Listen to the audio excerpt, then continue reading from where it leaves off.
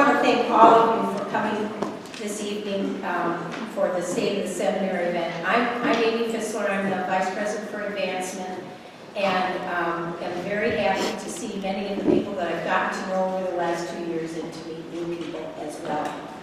A couple of things before we have Lew start his presentation. There is an article that was posted in the St. Paul Pioneer Press last week. And then we have reprints out of the registration desk if any of you have not seen it or are interested in it. And then there is also information on our town hall and focus groups for you different times that you can attend for community meetings. So that information is available. If you have not updated your information, we would really appreciate it if you would do so that we can stay in touch with you and you can stay in touch with us of all the exciting things that are happening here at United. And we would also welcome your attendance at graduation, which this year is May 6th, 3 o'clock at Plymouth Congregation. I know that the students really love to see the alums in attendance as well. Before I turn this over to Lew, I have a special thank you. I'd like to recognize Julie Brown for stepping into the alumni role last fall and getting us through this last year. So Julie, if you would stand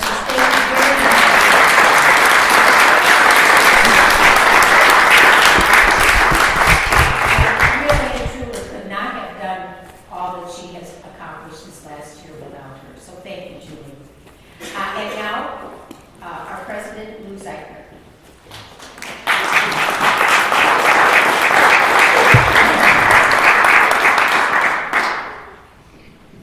Thank you, Amy, and thank you all for being here.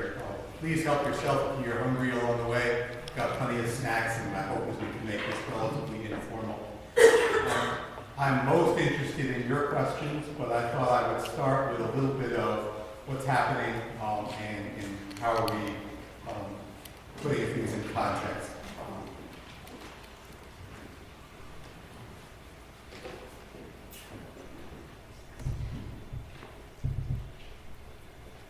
So I'm going to talk about 3 things, and for those of you who just see sun when you look at this, I apologize, but I hope the sun will go down with time. Chance to be good. I like to predict the future. I'm going to talk about 3 areas. One are our goals. What are we focused on? And part of what's been important, I think, during the last couple of years that I've been here is really beginning to be clear about what our goals are. It's hard to have these big, glorious goals that no one's really clear on. So trying to make them as clear as possible. The second is to talk about some of the folks that are either new to the organization or doing new roles, to give you a sense of the type of talent we're attracting. And I'll tell you out of the gate, I had room for 10 pictures, so I'm not going to talk about everyone who does good work, but I'm going to talk about a few folks specifically. And then I want to talk about the relocation, which is my guess is something many of you have questions about, and I'd like to put it in context and give you as much information as I can. And then we're open for questions, and anything is game. So we've got 4 primary goals, and if anyone's having trouble hearing me, I can use the microphone, but if not, it feels better to be closer. Our number 1 goal is to attract more students to seminary. And that, obviously, every seminary says that. We've been saying that for many years. But I want to back up from what does that mean. And I think the reality is that at one point, seminary students were well formed through the local church. At some point, someone recognized in them an opportunity or a calling or a potential calling and said, you really should consider seminary, and kind of guided them. And they came to us with a good deal of formational work through the local church. And some of those students still come here. You know, we have an ecumenical draw from a wide array of churches, and people come through that path. But we also recognize that there are many who are unchurched who may have significant interests and overlap with many of the things that we do. So as you know, we're big into social justice, And there are a lot of young people who may or may not have experience with church, but who are very interested in social justice. And so they may find us differently than historic students have found us. Similarly, we are using social media much more than in the past, because many times students are looking for something. I'm sure you can't read that, but that's my notes. And by the way, we can get you these slides as well as the recording if you wish, so feel free. But many of the students who are looking for an opportunity are searching on social media, searching on the internet, and with social media tools, we're able to help guide them in to at least ask questions about whether or not seminary would be appropriate for them, and if seminary might be appropriate for them, whether United would be the right place. What that's allowed us to do is, for the first time, to really build what in my old world would be called a sales funnel. Okay, now I recognize attracting seminary students is not sales, but there is a process by which someone goes from vague interest to matriculating as a student. And understanding what are those decision processes along the way, and how do we know where they are, and how do we begin to work with them. So in the social media world, we can create content that addresses specific interests and specific needs so that everyone's experience of our website, for example, is not identical. Based on what they have interest in, they can have a different experience and be brought into the seminary in that context. So we're working with social media, we're working with understanding how do people make decisions to go to seminary. We have a very innovative team. Phil and Jesse, I don't know if Ephraim's here, but Phil and Jesse, why don't you stand up? Phil is our director of admissions, and Jesse is responsible for admissions.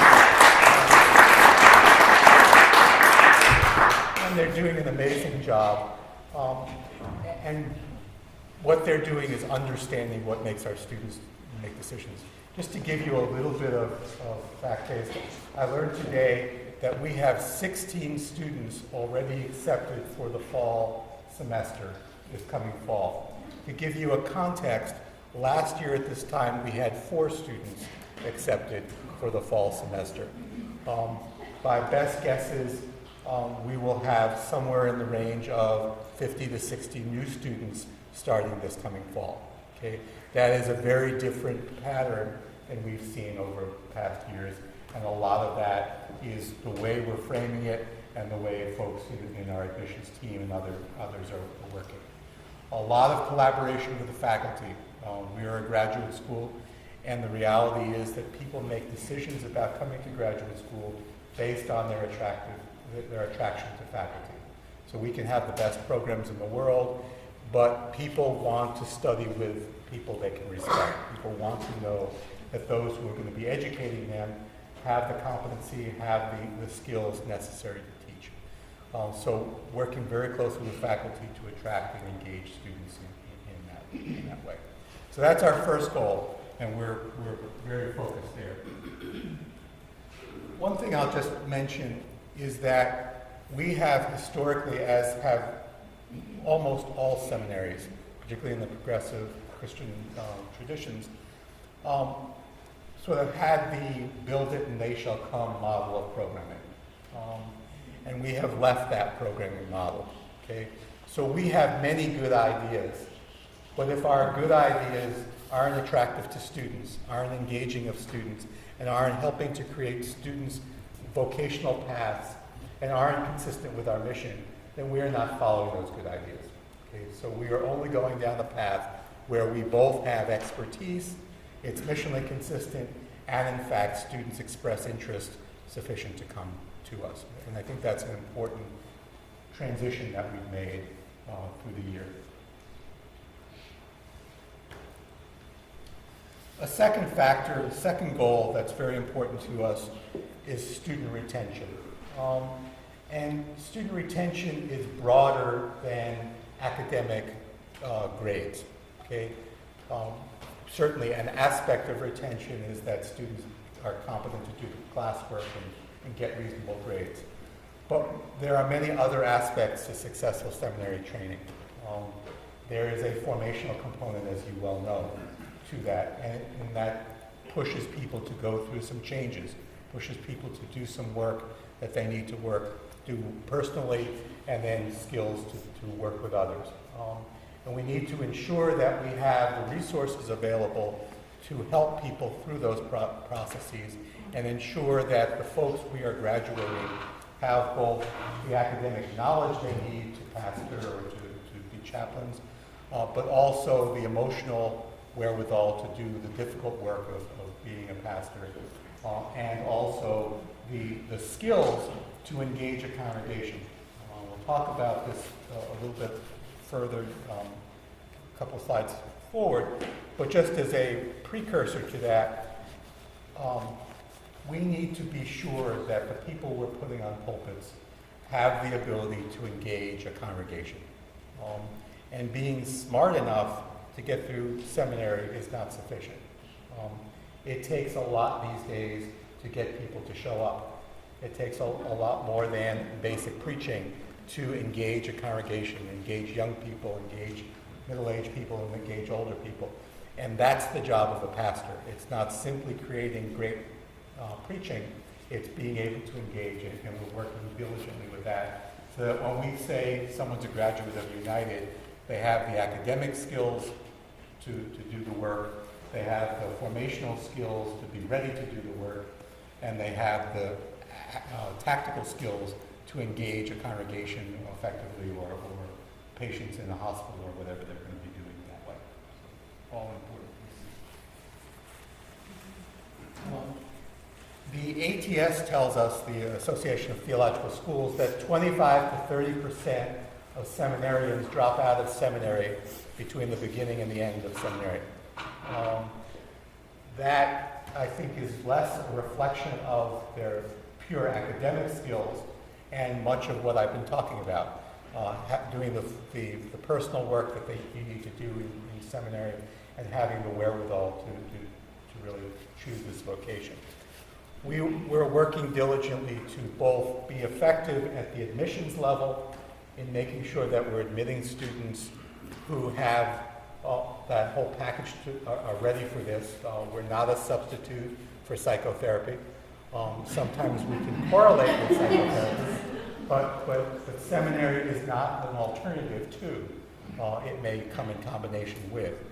And understanding why people are choosing seminary, what they're looking for, and what they're prepared for in terms of doing that work. In our experience, there are a host of things that push people to leave seminary beyond the academics. One are financial crises, and those financial crises often come about with unrealistic expectations. I'm going to work full-time, and I'm going to take 3 classes a semester, and I'm going to be fine. Well, and then that doesn't quite work out, and so you can't work full-time, and now there's financial pressures, and now you find yourself struggling to figure it out. Helping students to understand what it really takes to get through seminary, whether you're doing it part-time or full-time, and coming into this eyes wide open, ready for that, and that's some of what Phil and Jesse and Ephraim have really focused on. Second are family crises. Our students often come to us as second career options. They have many moving parts in their lives. Often they have fairly limited safety nets, either financial safety nets or emotional safety nets. And when there's a crisis in the family, what happens? And oftentimes education is what comes off the table at that point in time. So are we ready for that? Can we help to support students through that in whatever form that takes? Oftentimes, as I mentioned earlier, our students are coming to us with less formational work, theological formation, faith formation work than we have seen in the past. Many, I believe the last I saw something in the 25% or listed themselves as unchurched or none as their affiliation in their church world, which means that they're coming to us with less of what historic students came to us with in terms of preparation. And so we have to be prepared to bring them along in that process. Because if you haven't been through confirmation class, and you haven't been through some of the various models of church preparation that exist, this is all new, and it takes some extra support in doing that. So making sure that we have that. Some of our students come to us with less writing skills than traditional seminary education requires. And we have reinstituted some work in terms of helping to tutor students to ensure that they can get through some of the writing requirements and do that without having all of our faculty lose their minds. So finding that balance point with what's necessary, what's adequate, and how does that work for a student, such that we can reduce the unnecessary attrition, understanding that a certain kind of attrition is just part of seminary, but reduce the unnecessary part of that. We are adding a position May 2nd, actually, which is a director of student experience. And what I see this role as being is really the person who represents the students on a day-to-day, week-to-week basis, who understands what's going on for students and can help to ensure that we're kind of bridging that gap. Yes, we're an academic institution, we're not a sheltered workshop, but at the same time, are we ensuring that the experience that we're giving students is in fact meeting their expectations and their needs? And if not, can we bridge that along the way? And having someone whose day-to-day work from morning to evening is to ensure that that student experience is as good as it can be, and bringing back to leadership, these are the issues, these are the questions, these are the things that might be more appropriate. So we're excited about that. The third goal that we have, first was admissions, second was reduced attrition. The third is really ensuring that our students leave seminary with the skills needed for the careers they've chosen. Okay? Now, there has been a historical model in seminary education that we do this part and the denominations will do that part and the church will do that part, and somehow all of that together should lead to a well-formed and well-educated pastor. We believe we need to take a bigger chunk of that, and each of those roles is important, and we're certainly not displacing the denominations in that part of it, but we want to make sure that when we say a student has graduated from United with an MDiv or with this degree or that degree, with this concentration or that concentration, that they are well prepared to serve in the capacity in which they're hoping to be.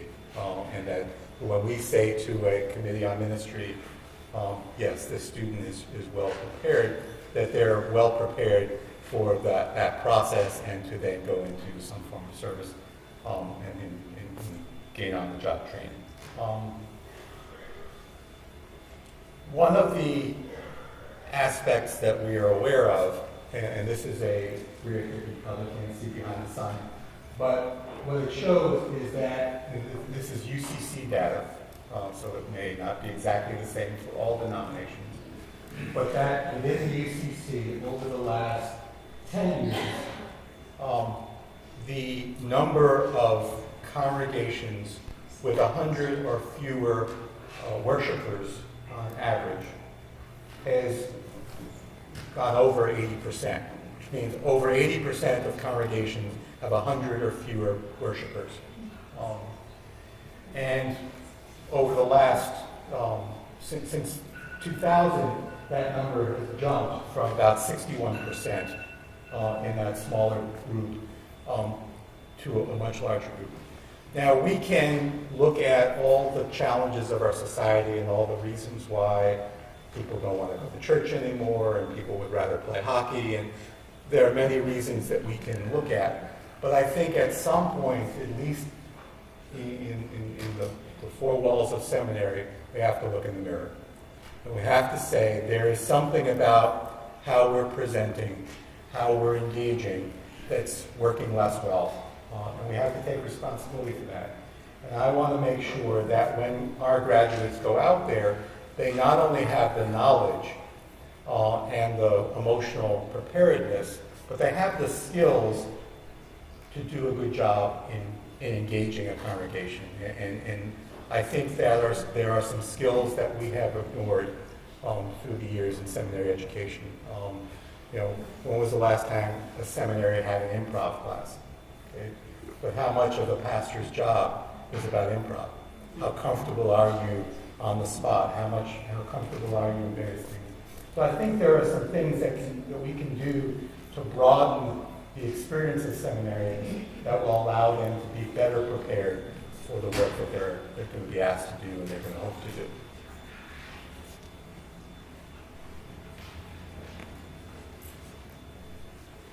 The fourth goal that we are very focused on is broadening and deepening our donor base. And I want to be clear, we have one of the most generous donor bases of any organization I've ever been a part of. It is extraordinary, and it has been a donor base that has stuck with us through good days and less good days, strong days and less strong days. And the reality is that we need to continue to nurture a broadening donor base. And the donors of tomorrow have different interests and different ways of engaging organizations than the donors of yesterday. And we need to be doing a good job with both groups. And we need to make sure that we understand what matters to the next generation of donors and that we're spending time understanding their issues.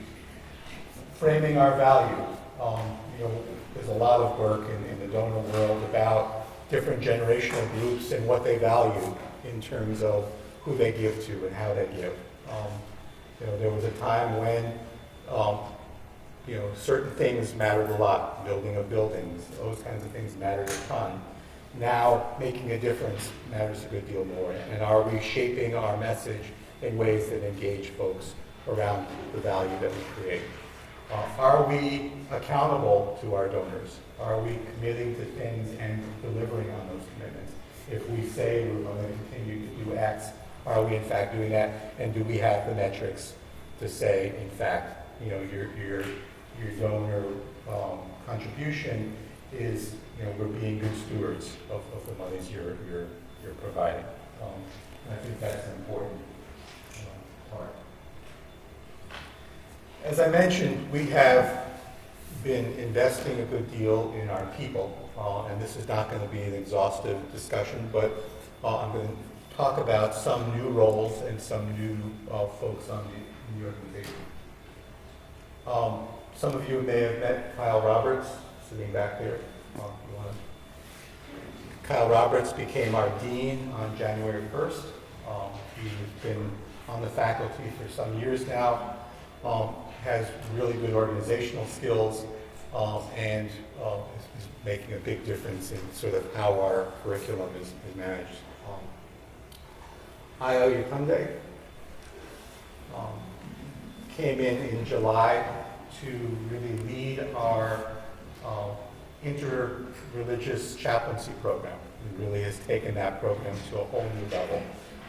And we're seeing significant attraction of new students who are interested in looking at either existing chaplains who want to grow their skills in an interreligious way, or folks who are interested in that aspect, doing some really exciting and interesting work, and excited about that program.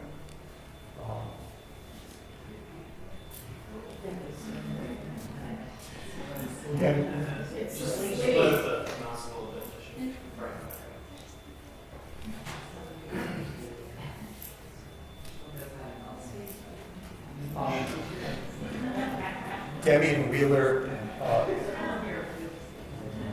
also became faculty. I'll send you these pictures.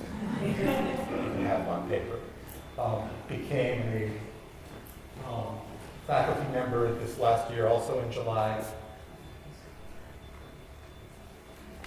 I'm surprised we have some of this.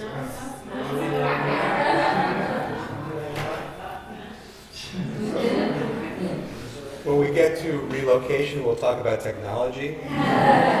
Case in point. Demi joined us. He had been a Louisville postdoc with us for 2 years, and we asked him to join the faculty in this last year, and doing some great work with our students as well. Amy Fissler, who addressed you earlier, became our vice president for advancement in this last year as Brad retired from his role.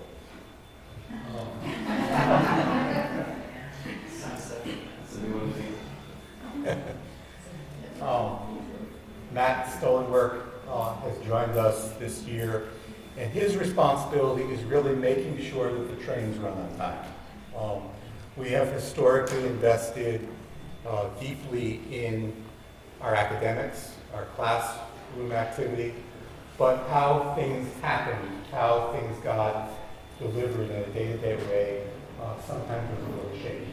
And that's really his area of focus, and really making sure that the operations of the academic programs are running smoothly and effectively. Amy McDonald has joined us as our vice president for marketing. Marketing has been one of those areas that is sort of my wife is a dietitian, and she'll always say everyone is a dietitian because everybody eats, or at least everyone thinks they are. And I think there's some similarities in marketing. Everyone responds to marketing, so everyone perceives that they are in marketing.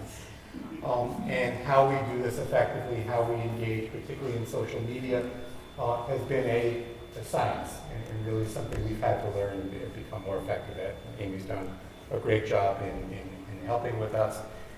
And Kate Norlander joined us in this last, 60 days now, as our director of marketing to support Amy and that work. Ken Reinhardt has an interesting background. He is both seminary educated as well as an analytics person. So he has joined us in really asking the question, are we in fact delivering on the commitment we've set out to deliver? We call it institutional assessment, but how do we know that we're actually delivering what we say we are? Are students leaving with the skills we say they should leave with? And how do we know? And what's their experience along the way? So he is very focused on ensuring that we have metrics that really measure, are we in fact doing what we think we're hoping to do? John Lee has been our chaplain, continues to be our chaplain, but he's added to his role in the last 2 weeks, the role of director of formation. So really expanding the chaplain's role to include ensuring that our formational programs are effective, that we're supporting students through that work, and ensuring that if students have needs beyond what we can provide, that we're getting them to the services that are most appropriate for them to ensure that they get those needs met. We've always done good work up front, and I was trained as a clinical psychologist. Some of the easiest work is breaking people down, opening them up. The hardest work is rewrapping them, getting them ready to go out into the world. And I think our responsibility in formation is not just to deconstruct, but to reconstruct and ensure that folks are ready for the world, whether that be ministry, chaplaincy, or leadership in whatever form. Karen Hutt will be joining us on May 2nd. She is a senior chaplain, chaplain supervisor by training. And she will be joining us as our director for student experience. And she will also be able to provide some supervision to some of our chaplain work, both institutionally and outside the institution. And then finally, Jennifer Freeman, in the back of the room, will be joining us July 1st as our assistant professor for theology and the arts. She also is finishing up a Louisville fellowship at St. Thomas, has extensive training in the arts and theology, and will bring us a good theological academic rigor similar to what Wilson and others brought us in the past. But as they get closer to full retirement, we really need to make sure that we still have the skills and the vibrancy that Wilson and others brought us in the past. Those are just a few of our folks, but I just wanted to give you a taste of some of how we're investing and the kinds of skills we're investing in. So now, the question that many of you undoubtedly have is to talk more about relocation. And let me try to frame how we got to this place, sort of why we see it in concert with both our legacy and our history, and then sort of what we're hoping for in the timelines, and then open it up for questions. As my communications have attempted to say, we were going down a somewhat different path. We recognize, and if you've been around these buildings at all over the last few years, you know that we do not need 65,000 square feet, which is our current campus usable space, for the students we serve. I sometimes get cramps in my legs and I walk to reduce that, and I can walk down hallways for 10 minutes at a time and not cross paths with anybody else.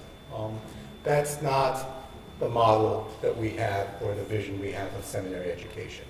That we believe that this is an interactive process, that there's an intimacy of seminary that requires smaller space. So what we did is we went out and we were looking for a potential tenant to lease space from us. We were hoping to lease somewhere around 30,000 square feet. And we talked to many a tenant or potential tenant, and then 2 schools made us a relatively generous offer for the campus, or most of the campus. And our initial reactions were, well, that's not our plan. Our plan is to lease space. And they were fairly persistent and fairly consistent in their push. And so we took it to a board retreat. And the board and some of the management team spent most of a day really thinking through what's our vision for the seminary. Where do we really think this is going? And what does that require of our physical space? And several things came to the surface. One was that close proximity between our faculty and our staff and our students, that interactive nature that most people describe as the most personable part of their seminary training. The ability to have a welcoming and inviting space that was warm and light, maybe not this light, but warm and light and engaging of folks who might come to visit. A key element that was important is that technology is critically important to many of our students. More and more of our students are doing more of their education in a distance education way. And our current environment is not very conducive to technological advancements. Our team worked really hard to set this up today to give you all as good an experience as we can. And as you can tell, there are aspects of this that we're struggling through. And to retrofit buildings that were built in the early 60s to serve the needs of today's technology is really difficult. So part of what we're hoping to do, and part of the vision for the future, is the ability to do this more effectively and have a space that would do that. So with all of that, there was a unanimous decision to accept one of the offers. And to explore how this might work. And I think there's a sense of, wow, what the heck are these people doing? But we actually have a deep and strong history with doing exactly this. So as many of you know, in the early 60s, Mission House Seminary in the Dakotas and Yankton Seminary, first, came together in the Twin Cities in this campus. One was a very orthodox kind of seminary, one was a more congregational style seminary, but they came together for a common goal here on this campus. So, and both left good environments, their buildings are still standing, but they believed that their mission was more critical than their buildings, and that their mission was leading them to come to, at that point, a more urban setting, New Brighton, Minnesota, a hog farm. In that context, we don't see this as unique to that. We see this as very consistent with our history and our legacy in that context. So we are looking at that in that context. There's been some questions about when is it likely that we will move. It is likely towards the end of the calendar year. There was some ambiguity about that because part of the question, part of the rate-limiting step of when we move is about how quickly the sale of the space happens. If that space happened quickly, we would have time to build out space, new space, in time for the fall semester. Okay? It is not looking like that will happen, and so we don't want to move in the middle of the semester. So we will move at the end of the fall semester after the holidays, before the spring semester.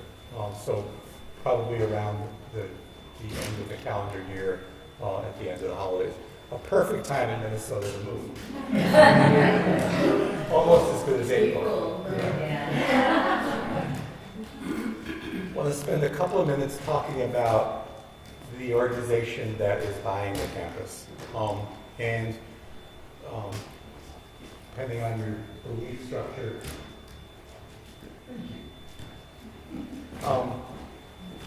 I truly believe that this connection was meant to happen. There's no reason why it should have happened, it just happened. But the school that we're selling to, the campus to, is called Global Academy. They have been over on Central Avenue for the last 10 years, cramped into a very small strip mall space behind a auto parts store. And they have been educating K through 8th graders. Virtually all of those students are recent or first-generation immigrant students. And they have been doing a great job. It's an international baccalaureate program, high academic rigor, and they've just outgrown it. They have 435 students today. They have a waiting list of over 1,200 students wanting to come to their school, and they just can't do that in the space that they're in.